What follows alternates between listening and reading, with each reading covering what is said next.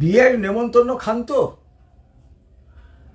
আর নেমন্তন্নের আগে বাড়িতে বরকন্যা বা কন্যার পক্ষ এসে আপনাকে বিয়ের কার্ড দিয়ে যায়।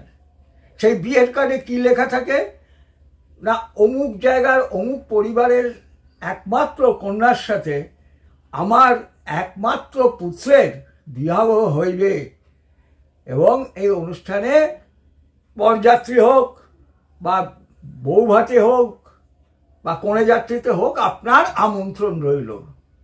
কিন্তু না না না, এই বাংলাটা যখন শুভে বাংলা হয়ে যাবে আর কিছুদিন পরে, তখন যে বিয়ের কার্ডটা আপনি পাবেন সেটা দেখলে কিন্তু চমকাবেন না, চমকাবেন না। কিন্তু বলে দিচ্ছি, আমি আগাম আপনাদের বলে দিচ্ছি কি হবে না, আমার একমাত্র পুত্রের সাথে আমার একমাত্র কন্যার বিবাহ অমুক দিন হবে। আপনাদের বরযাত্রী, কন্যাযাত্রী, বৌভাত সব কিছুতেই নিমন্ত্রণ রইল। ইতি অমুক চট্টোপাধ্যায়, ভট্টাচার্য, ব্যানার্জি, ঘোষ, বোস, মিত্র ইত্যাদি ইত্যাদি। হয়তো নাও লেখা থাকতে পারে, অন্য কিছুও লেখা থাকতে পারে। ভাবছেন কি পাগলের মতো এই কথাগুলো আমি বলছি, এই লোকটা কি পাগল হয়ে গেল নাকি বুড়ো বয়সে? না না না, এটা আমি বলছি না। বিবাহ হবে না, তখন নিকা হবে, কথাটা হবে নিকা। না না না, এটা কিন্তু আমি বলছি না, এটা বলছেন কে? বাংলাদেশের একজন হুজুর। কি সুন্দর যুক্তিতে ব্যাখ্যা করছেন। ভিডিওটা সবার আগে দেখুন।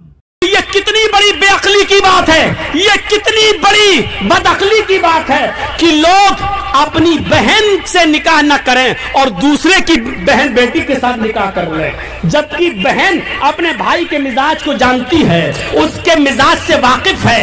वो जानती है मेरे भाई का गुस्सा कब आता है, वो जानती है कि मेरे भाई का गुस्सा कैसे दूर होता है।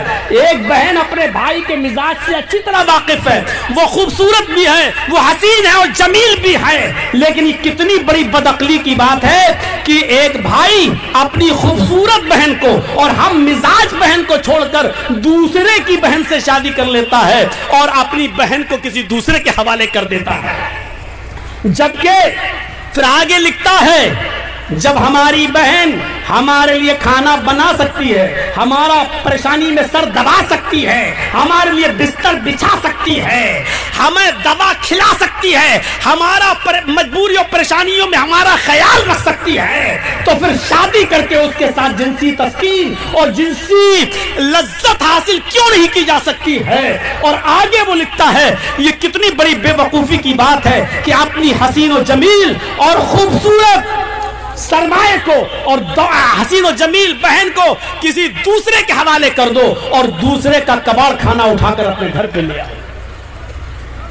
ये इसी अकल का नाजायज फायदा हुआ।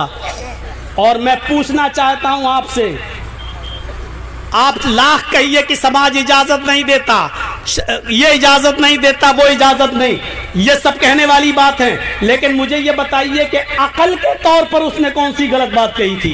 अगर अकल ही को आप दखल देंगे और हर चीज अकल से सोचेंगे तो आप बताइए अकली तौर पर इसमें क्या बुराई है कि मैं अपनी खूबसूरत बहन को किसी ऐसे इंसान के हवाले कर दूं कि जिसकी जिंदगी से हम वाकिफ नहीं है, जिसके गुस्से गर्मी से हम वाकिफ नहीं है, जिसकी राजदाराना जिंदगी से हम वाकिफ नहीं है, हम अपनी बहन को उसके हवाले कर दें और दूसरे की बहन को हम ले आए जिससे हम वाकिफ नहीं है।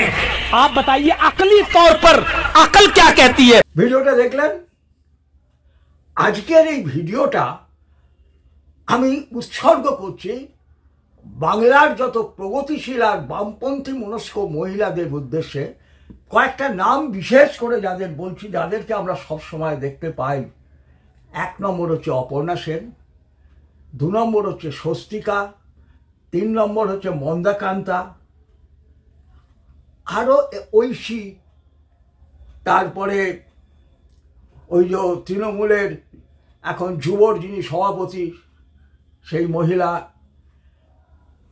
সেই জেএনইউ ইউনিভার্সিটির সেই সব বিপ্লবী মহিলারা, যাদবপুর ইউনিভার্সিটির সেই সব বিপ্লবী মহিলারা, প্রেসিডেন্সি ইউনিভার্সিটির সেই বিপ্লবী মহিলারা, আর কারা না ভাঙড়ে সেই কৃষি জমি রক্ষার আন্দোলনে যে সমস্ত নকশাল মানসিকতা সম্পন্ন মহিলারা দিনের পর দিন রাত জেগে সেখানে পাহারা দিয়ে সেই কৃষি জমিকে রক্ষা করেছিল, তাদেরই উদ্দেশ্যে।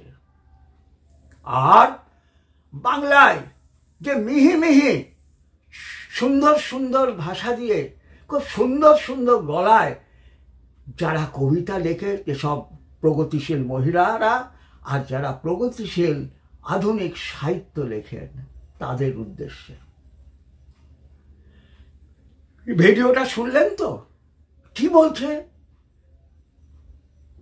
যে নিজের বাড়ির নিজের সুন্দরী বোনটাকে ছেড়ে কেন অন্য অপরিচিত কোনো একটা বাড়ির একটা মেয়েকে তুমি বিয়ে করতে যাবে? এই যে তোমার বাড়ির সুন্দরী মেয়েটা, যে তোমার বিছানা করে দিচ্ছে, যে তোমার রুটি বেলে দিচ্ছে, রাত্রে বাড়ি ফিরলে দরজা খুলে দিচ্ছে, সে কেন তোমার বিছানার সঙ্গে হতে পারবে না?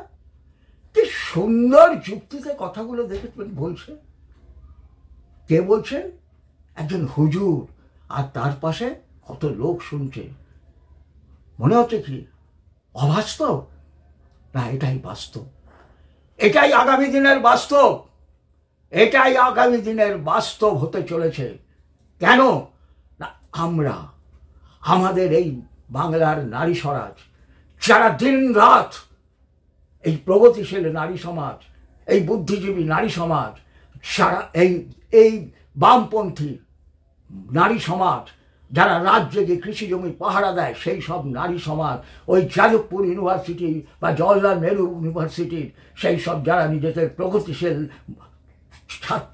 ছাত্রী বলে দাবি করে, সেই সব মহিলারা, তারা যারা দিন রাত হিন্দু ধর্ম, হিন্দু সভ্যতা, হিন্দু আচার আচরণকে যারা দিন রাত গালি করে, যারা দিন রাত গালি করে, যারা বলে ঘোমটা হচ্ছে নারীর পরাধীনতার পরিচয় আর বোরখা হচ্ছে নারীর ঐশ্বর্য, তারা কি শুনতে পেয়েছেন কি বলেছে?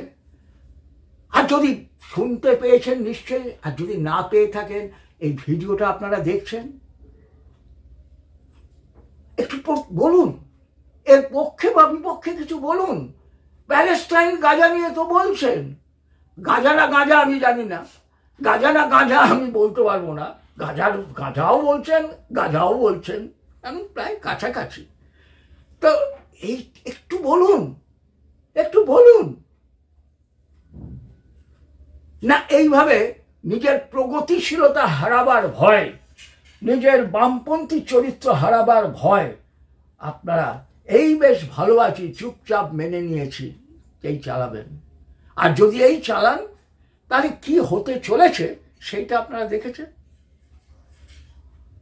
আপনারা তো অনেক ইতিহাস জানেন, পটাপট অনেক ইতিহাস বলেন, হিটলার থেকে আরম্ভ করে, মুসলিনি থেকে আরম্ভ করে, তারপরে কি বলে ওই সব আরো অনেক কিছু আছে, হ্যাঁ, নাৎসি, ফ্যাসিস্ট, এসব অনেক কিছু বলেন। তা আপনারা কি জানেন যে মিশরীয় সভ্যতা, মিশরীয় সাম্রাজ্যে কিন্তু এই প্রথাই ছিল, যাতে রাজত্ব ঠিকঠাক বজায় থাকে, মিশরীয় সাম্রাজ্য যাতে ভেঙে না যায়। ওই যে থিতু-খরিনের পিরামিড, যার তলায় নাকি হাজার হাজার সম্পত্তি রয়েছে, মণিমাণিক্য থেকে আরম্ভ করে আরো অনেক কিছু, সেই থিতু-খরিন কি ছিলেন? তার বাবা মা কে ছিল?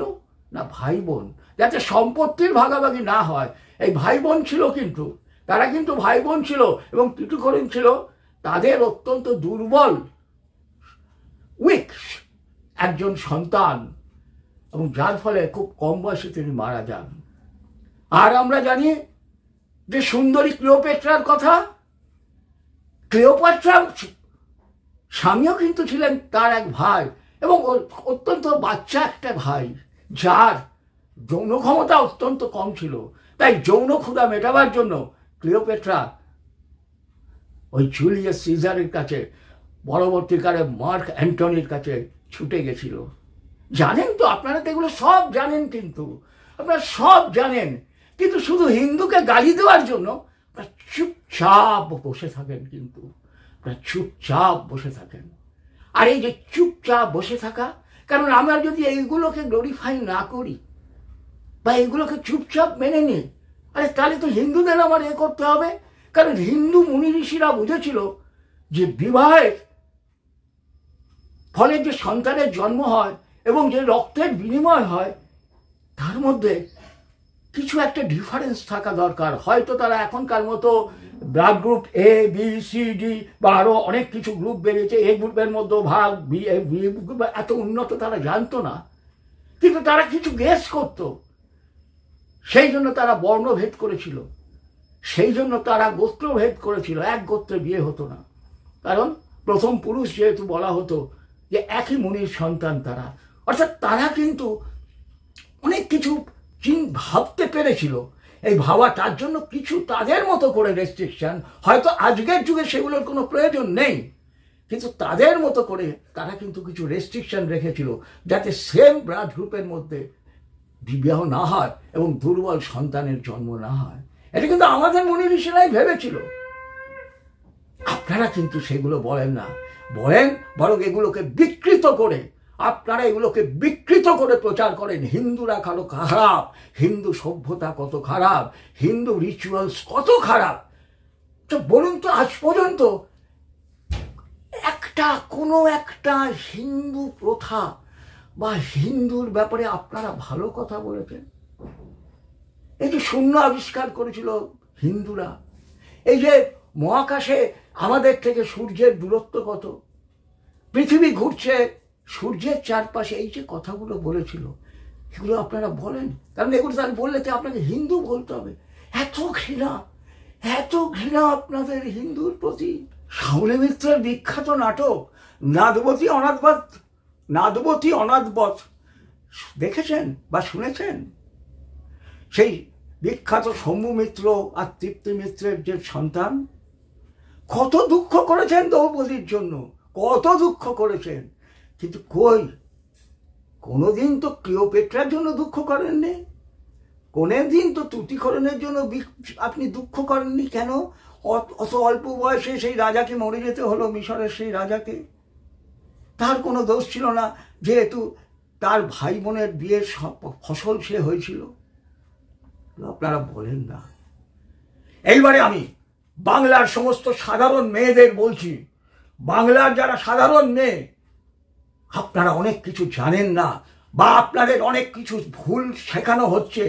এই স্কুল কলেজ বিভিন্ন জায়গায় আপনাদেরকে একমাত্র শেখানো হচ্ছে রাম খারাপ, কৃষ্ণ খারাপ, মহাদেব খারাপ, অমুক খারাপ, তমুক খারাপ, এইসব শেখানো হচ্ছে স্কুল কলেজে। বাংলার বা আজকের যে পাঠ্যপুস্তক, পাঠ্য বইগুলো, সেগুলোই পর্যন্ত বিকৃত করে হিন্দু ধর্ম, হিন্দু সভ্যতাকে দেখানো হচ্ছে, গ্লোরিফাই করা হচ্ছে। কাকে? আকবরকে। আকবর নাকি শ্রেষ্ঠ সন্তান ছিল। বিক্রমাদিত্য শ্রেষ্ঠ ছিল না, সম্রাট ছিল না ভারতের। যিনি নবরত্ন সভা বসিয়েছিলেন, তানসেন বা তার আগের যারা সেই শিল্পী, কবি, শিল্পী, সাহিত্যিক, তারা তার প্রিয় না। কালিদাস প্রিয় নয়, শ্রেষ্ঠকে আকবর। যে আকবর 14 বছর বয়সে শেষ হিন্দু রাজা সেই হিমুর শিরচ্ছেদ করেছিল। এইগুলো আপনাদের পড়ানো হচ্ছে, আপনারা জানছেন। আপনারা শাহরুখ খানের পেছনে ছুটছেন, আপনারা শাহরুখ খানের পেছনে ছুটছেন।